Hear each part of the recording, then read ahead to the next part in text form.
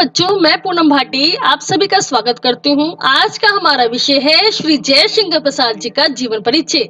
आप सभी जानते हैं कि कक्षा 12वीं हिंदी इलेक्टिव के पाठ्यक्रम में जीवन परिचय बोर्ड की परीक्षा में 5 अंक का आता है। तो बच्चों, आज हम जीवन परिचय को पढ़ेंगे और जानेंगे कि किन महत्वपूर्ण बिंदुओं को बांधकर जीवन परिचय को लिखना चाहिए। देखिए, जन्म, सबसे पहले हम उनका जन्म बताएंगे। जन्म सन 1888 में काशी के सुंगनी साहू परिवार में। शिक्षा, उन्होंने विधिवत शिक्षा केवल 8वीं कक्षा तक प्राप्त की। स्व शिक्षा द्वारा उन्होंने संस्कृत, पाली, उर्दू और अंग्रेजी भाषाओं का जहां अध्ययन किया। लेखन कार्य, वेदों और उपनिषदों में उनका विशेष चिंतन और मनन रहा।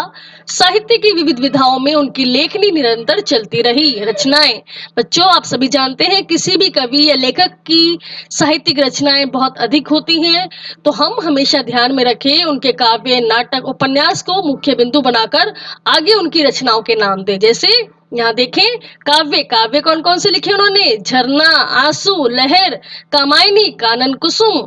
ऐसे ही नाटक देखिए, राज्यश्री, अजातशत्रु, चंद्रगुप्त, स्कंदगुप्त, ध्रुव स्वामिनी।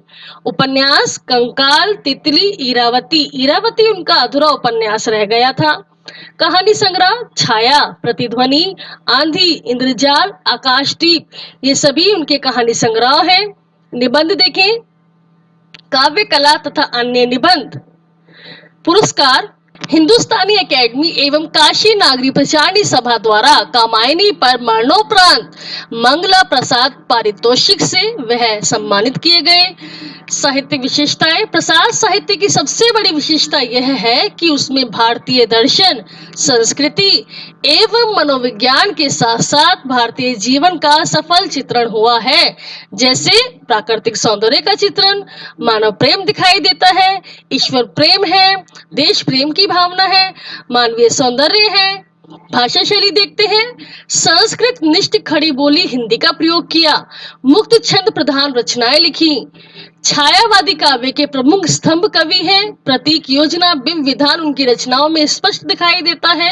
माधुर्य गुण से युक्त शब्दावली का प्रयोग किया।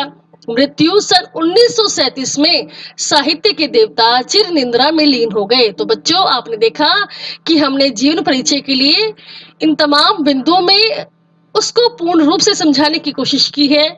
आप सभी से मेरा यही अनुरोध है कि आप जब भी बोर्ड में जीवन परिचय को लिखें तो इन तमाम बिंदुओं को ध्यान में रखकर ही जीवन परिचय लिखें, जिससे कि आपको बोर्ड की परीक्षा में 5 में से 5 अंक पूर्ण रूप से प्राप्त हो। धन्यवाद।